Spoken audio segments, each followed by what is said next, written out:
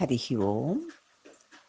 నిరాకారమైన నిర్మలమైన పరబ్రహ్మమునందు నేను అన్న చిన్న తలంపు కలిగేసరికి ఆ నేను జీవుడనబడి ఆ జీవుడు నానా రకాల నామరూపాలతో జగత్తుంది అని చూడడం వల్ల ఇంత గొప్ప జగత్తుకి కారణకర్త అన్న ఈశ్వరుడు ఒకడున్నాడు అని భావించాడు. నేను అనే భావన, ఆ భావనలో జగత్ అనేకమైన గొప్ప జగత్తు అన్న భావన, ఈ జగత్తుకి ఆధారమైన ఈశ్వరుడు ఒకడున్నాడు అన్నది భావనే. ఇవన్నీ కూడా నేనన్న భావనలో నుంచి కలిగినటువంటి జగత్ జీవేశ్వరులు ఈ నేను అన్న భావనలోంచి ఉత్పన్నమయ్యాయి. ఎప్పుడైతే ఈ నేను అన్న భావన తొలగిపోతుందో జగజ్జీవేశ్వరుడు కూడా లేనివారే.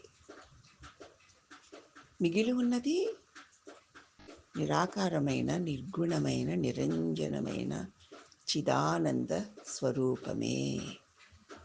ఈ దివ్య సత్యాన్ని ఇన్ని సంవత్సరాల మన బోధల అన్నిటి మూలంగా తెలుపబడుతోంది. దీన్ని చక్కగా సూక్ష్మ దృష్టితో అర్థం చేసుకుని నేను అన్న భావన వల్లనే జగత్తు, నానాత్వంతో కూడిన జగత్తు అన్న భావన, ఆ భావనకి ఇంత గొప్ప జగత్తుకి ఆధారం ఈశ్వరుడు అన్నది కూడా భావనే. ఈ మూడు జగజ్జీవేశ్వరుడు కేవలము ఒక చిన్న తలంపే. తలంపాగిన క్షణంలో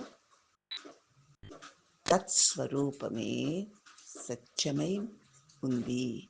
ఈ రహస్యాన్ని గ్రహించడం కోసమేనమ్మా ఈ బోధలన్నీ వింటూ ఇప్పుడు ఈ సందేశాన్ని సదా మననం చేసుకుంటే మనకి సత్సంగం ఉంది గనక మానవ జన్మ కూడా అద్భుతంగా జ్ఞానపూర్వకమైనటువంటి జన్మ ఉంది గనక మనకి ఇప్పుడు ఈ శరీరం ఉండగానే జీవన్ముక్త స్థితిని మనం అందరం పొందుదాం.